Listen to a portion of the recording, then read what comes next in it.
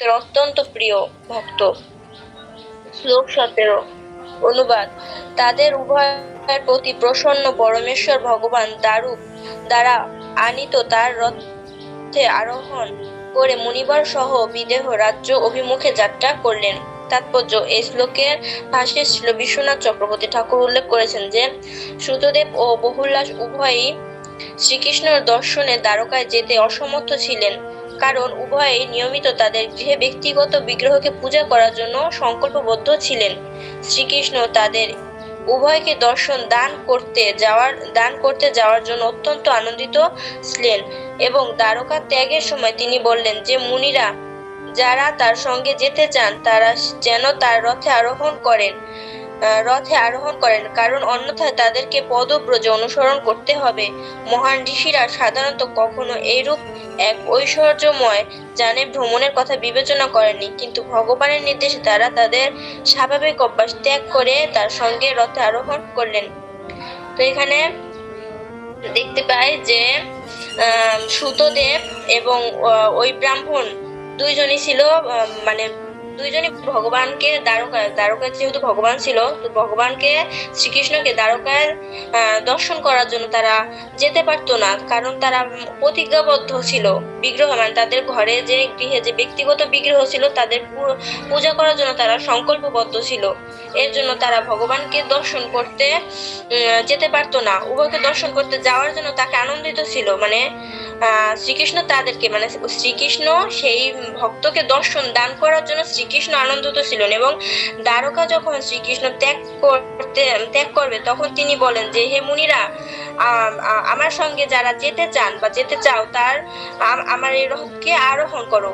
তো সেই ঋষিরা এরকম ঐশ্বর্যময় একটা রথ ভ্রমণের কথা তারা কখনো বিবেচনা করে না বা চিন্তাও করতে পারেনি, কিন্তু ভগবান যেহেতু নির্দেশ করছে তারা এটা স্বাভাবিক অভ্যাস, মানে যে স্বাভাবিক অভ্যাসটা থাকে গৃহে বা যেমন স্বাভাবিক অভ্যাস থাকে সেই অভ্যাসকে ত্যাগ করে তারা সেই ভগবানের নির্দেশ মতো রথে আরোহণ করলেন।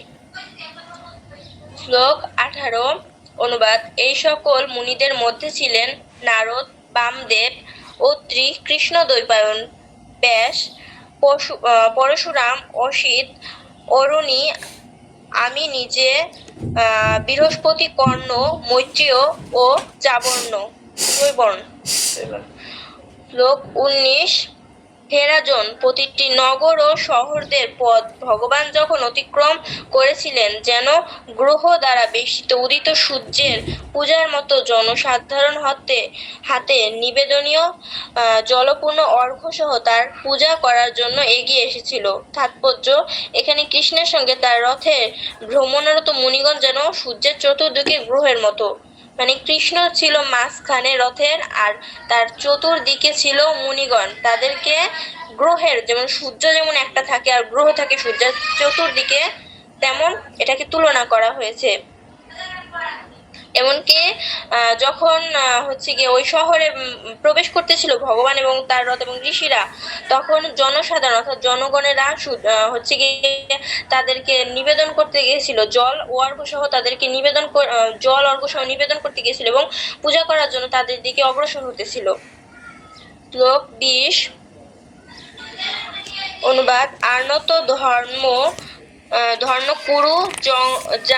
কুরু জাঙ্গল, কঙ্ক, মৎস্য, পাঞ্চাল, কুন্তি, মধু, কেকয়, কৌশল, অর্ণ এবং আরো অন্যান্য অনেক রাজ্যের নারী ও পুরুষগণ তাদের নয়ন দ্বারা উদার হাস্য ও প্রীতিময় দৃষ্টিতে বিভূষিত ভগবান কৃষ্ণের পদ সদৃশ মুখমণ্ডলের সৌন্দর্য সুধা পান করছিল। এখানে যাদের নাম দেখতে পাচ্ছি এখানে সেই অর্ণত, ধর্ণ, কুরুজাঙ্গাল, কঙ্ক, মৎস্য, তারপর হচ্ছে কুন্তি, মধু, এরকম অন্যান্য অনেক রাজ্যের, এতগুলো রাজ্যের নারী এবং পুরুষগণ তারা সবাই উভয় তাদের ভগবান শ্রীকৃষ্ণ এবং ঋষিগণ তাদেরকে দেখতেছিল। তাদের এরকম রূপসুধা মানে সৌন্দর্য, মুখমণ্ডল এত সুন্দর দেখে তারা সেই রূপসুধা পান করছিল। শ্লোক 21 অনুবাদ।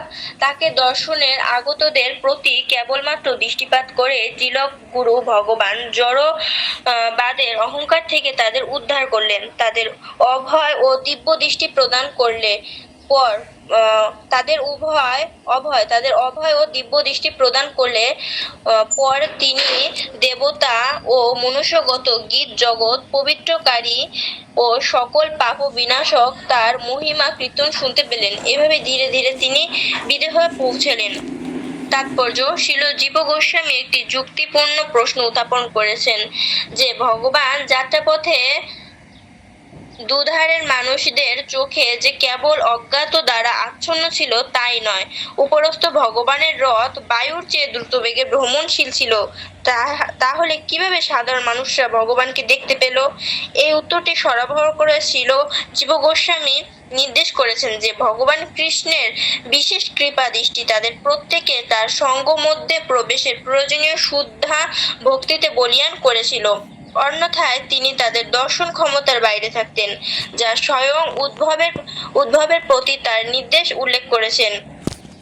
ভক্তিহিমকাগাহ, অর্থাৎ আমি কেবলমাত্র ভক্তির দ্বারা উপলব্ধ করতে পারি। ভাগবতমে 11 স্কন্ধ 14-21 নম্বর শ্লোক। এক শেষ রূপে পরিচিত যৌগিক গঠনের বাক্য ব্যাকরণগত নিয়ম দ্বারা সরিক্ষণ বিনিষ্ট তাম্রিশ্র দ্রুজিভোগ্য কথাটি যদিও তার মুখ্য অর্থে পুং বিশেষ রূপে প্রতিভাত হয়, কিন্তু এক্ষেত্রে নারী ও পুরুষ উভয়কেই বোঝাতে পারে। আমরা দেখতে পাই যে সে বলতেছে যে এখানে মানে তাকে দর্শন করার যে মানে মানুষগণ যারা ভগবানের দিকে মানে আগাতেছিল, এগিয়ে যেতেছিল, তারা কেবল দৃষ্টিপাত করে ত্রিলোক গুরু ভগবান জড়বাদের মানে এই ত্রিলোকের গুরু ভগবান জড়বাদের এই অন্ধকার থেকে উদ্ধার করতেছিল। যেমন আমরা একটা অন্ধকার মায়াচ্ছন্ন অন্ধকারে আছি, সেটা থেকে ভগবান তাদের উদ্ধার করেছে এবং তাদেরকে ভয়হীন এবং দিব্য দৃষ্টি প্রদান করছে, যার কারণে কি হয়েছে, যেমন যার কারণে ভগবানের এই পাপ বিনাশক তার মহিমা কীর্তন শুনতে পেলেন এবং ভগবানের কাছে পৌঁছালেন এবং ভগবানকে তারা দেখতে পেলেন। কারণ ভগবান যে রথে করে মানে আগমন করতেছিল বা যেতেছিল, সেই ভ্রমণশীল সেই রথ তো বায়ুর চাইতেও দ্রুত বেগে যাইতেছিল, তাহলে কিভাবে তারা ভগবানকে দেখতে পেয়েছে?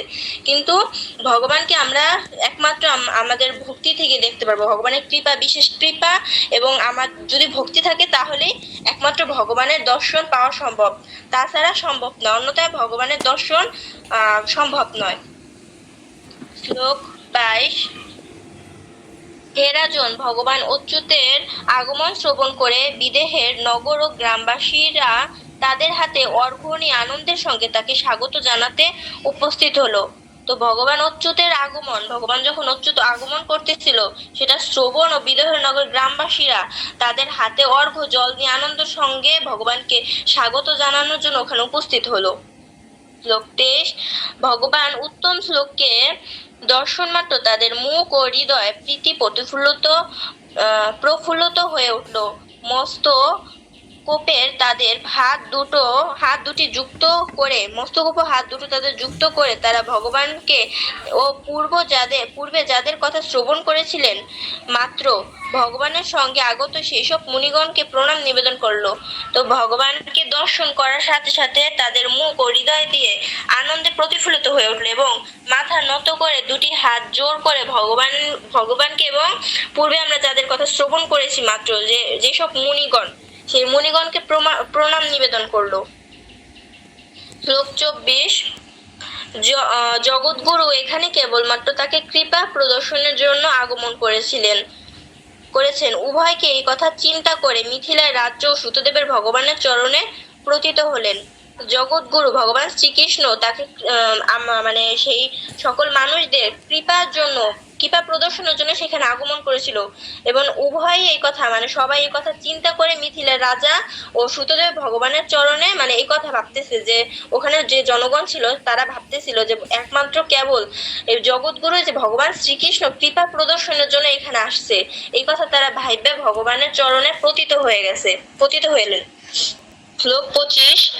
ঠিক একই সময় রাজা মৈথিল ও শ্রুতদেবের প্রত্যেকে যুক্ত করে গমন করে ব্রাহ্মণ মুনিগণ সহ দর্শকদের অধিপতিকে নিজ অতিথি হওয়ার জন্য আমন্ত্রণ জানালেন। ঠিক একই সময় মানে ওই সময়ই মৈথিল ও শ্রুতদেবের প্রত্যেকে যুক্ত হয় ওখানে এবং গমন করে এবং ব্রাহ্মণ মুনি সহ ভগবানের অধিপত্য ভগবানকে অতিথি মানে হওয়ার জন্য এখানে অতিথি হওয়ার জন্য আমন্ত্রণ করলেন।